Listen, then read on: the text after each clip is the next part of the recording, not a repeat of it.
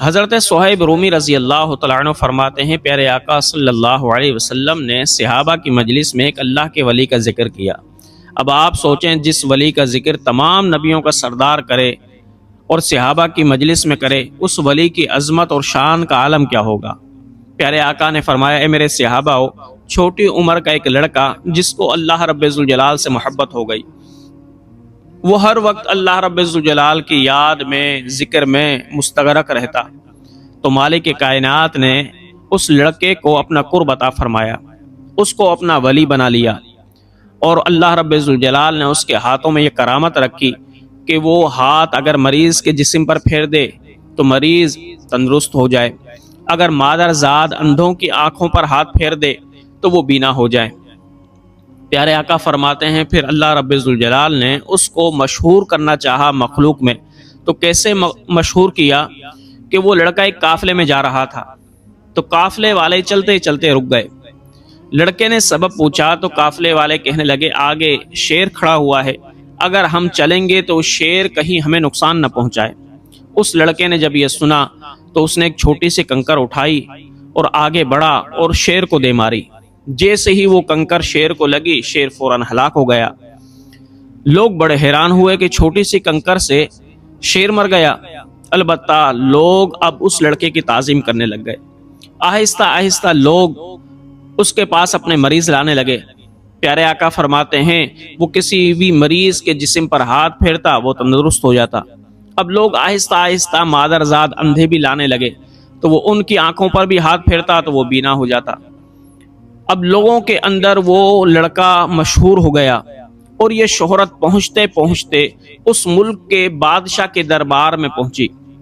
وہ بادشاہ جس نے خدائی کا دعویٰ کیا ہوا تھا، بڑا ظالم و جابر تھا، اس کے دربار میں ایک وزیر تھا۔ اس تک جب یہ بات پہنچی تو وہ بھی اس لڑکے کے پاس آیا اور اس لڑکے سے کہا کہ میں آپ کو اتنا سونا دوں گا، اتنی چاندی دوں گا، اتنے اونٹ دوں گا اگر تم مجھے بینا کر دو۔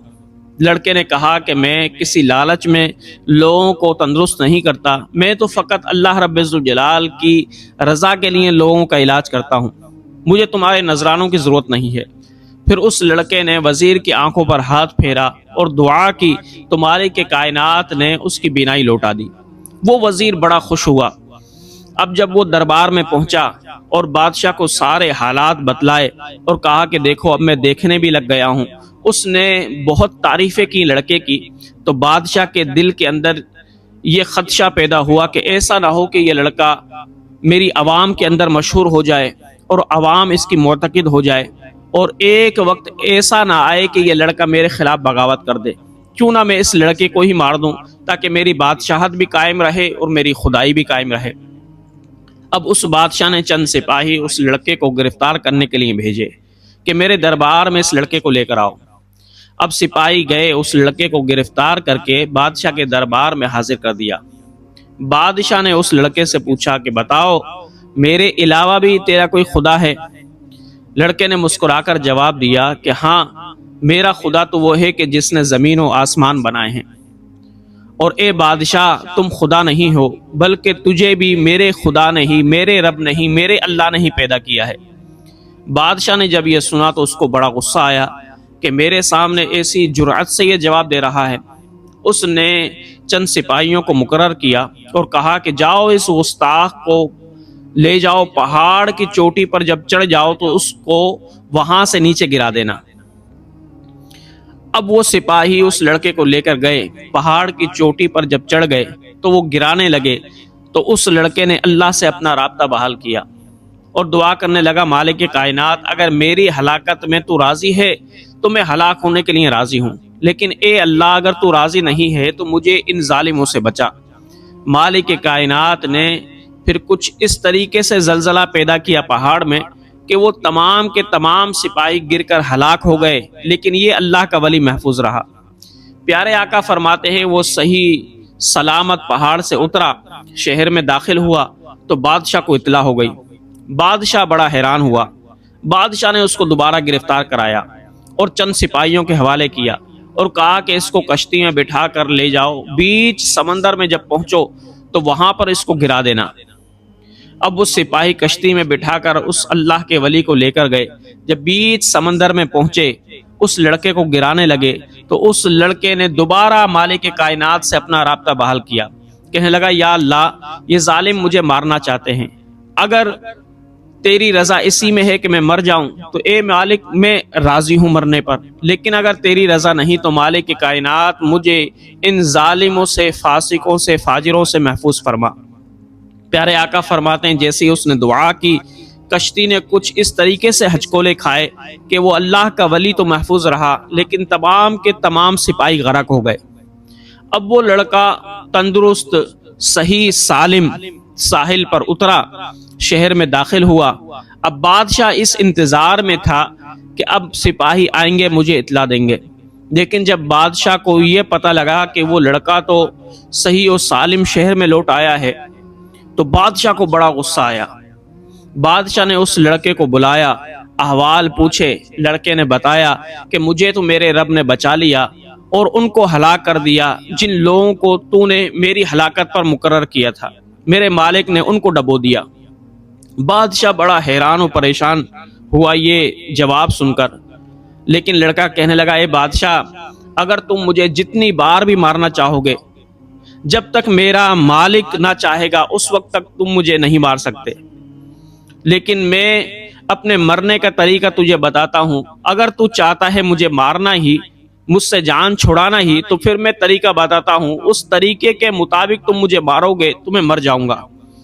بادشاہ بڑا خوش ہوا کہ چلو میری بادشاہت بچ جائے گی، میری خدائی کا بھرم رہ جائے گا۔ بادشاہ نے پوچھا کہ بتاؤ میں تجھے کیسے ماروں؟ وہ لڑکا کہنے لگا کہ آپ پہلے تمام عوام کو ایک میدان میں اکٹھا کریں، جب وہ اکٹھے ہو جائیں تو مجھے ایک سولی پر لٹکا دیں اور کمان میں تیر لگا کر جب تیر میری طرف پھینکنے لگیں تو اس وقت پڑھنا بسم اللہ رب الغلامی، کہ میں اس لڑکے کے رب کے نام سے مارتا ہوں، تو جیسے ہی تم میرے رب کا نام لوگے اور میرے تیر لگے گا تو میں اپنے رب کا نام سنتے ہی میری جان نکل جائے گی۔ اب وہ بادشاہ بڑا خوش ہوا کیونکہ کم فہم تھا۔ پیارے آقا نے فرمایا، اس نے اعلان بھی کروا دیا، اب تمام مجمع جمع بھی ہو گیا۔ اب اس بادشاہ نے اس کو سامنے کھڑا کر کے کمان میں تیر لگایا اور تیر لگا کر بلند آواز سے جب یہ کہا بسم اللہ رب الغلامی، تو اس لڑکے کو بڑا سرور آیا کہ میں نے اپنے دشمن سے میرے رب کا نام بلوا لیا۔ اب اس کو اپنے رب سے اتنی محبت تھی، اس کو اتنی مٹھاس محسوس ہوئی کہ جو ساری زندگی میرے رب کا دشمن رہا، اس دشمن کی زبان سے جب اپنے رب کا نام سنا تو اس لڑکے کو بڑا سرور حاصل ہوا۔ اب اس بادشاہ نے جیسے ہی تیر چلایا بسم اللہ رب الغلامی کہہ کر، وہ تیر اس لڑکے کو لگا تو لڑکے کی فوراً ہی جان نکل گئی اور وہ شہید ہو گیا۔ پیارے آقا علیہ الصلوۃ والسلام فرماتے ہیں اس اللہ کے ولی نے اللہ کے نام پر اپنی جان دے دی، لیکن اس اللہ کے ولی نے اللہ کے نام پر تو اپنی جان دے دی کیونکہ وہ مالک کائنات سے بڑی ہی محبت کرتا تھا، لیکن مالک کائنات نے پھر کیا شان دکھلائی کہ اس اللہ کے ولی کی وجہ سے ہزاروں لوگوں نے کلمہ پڑھا۔ وہ کلمہ کیسے پڑھا کہ لوگوں نے جب یہ دیکھا کہ اس نے خدائی کا دعویٰ کیا ہوا تھا، لیکن ہمارے بادشاہ نے اس کو 2 یا 3 مرتبہ مارنے کی کوشش کی لیکن نہیں مار سکا، لیکن جب ہمارے بادشاہ نے اس لڑکے کے رب کا نام لیا تو پھر یہ لڑکا مرا، تو وہ جان گئے کہ رب تو سچا اس لڑکے کا ہے، ہمارا بادشاہ سچا نہیں ہے۔ اب تمام مجمع، تمام عوام کے اٹھی کہ آمنا برب العالمین، ہم اس لڑکے کے رب پر ایمان لاتے ہیں۔ اللہ اکبر۔ جیسے ہی یہ آواز آئی ان تمام لوگوں کو اللہ رب ذوالجلال کی معرفت ہو گئی اور بادشاہ کامیاب ہونے کے باوجود بھی ناکام و نامراد ہو گیا۔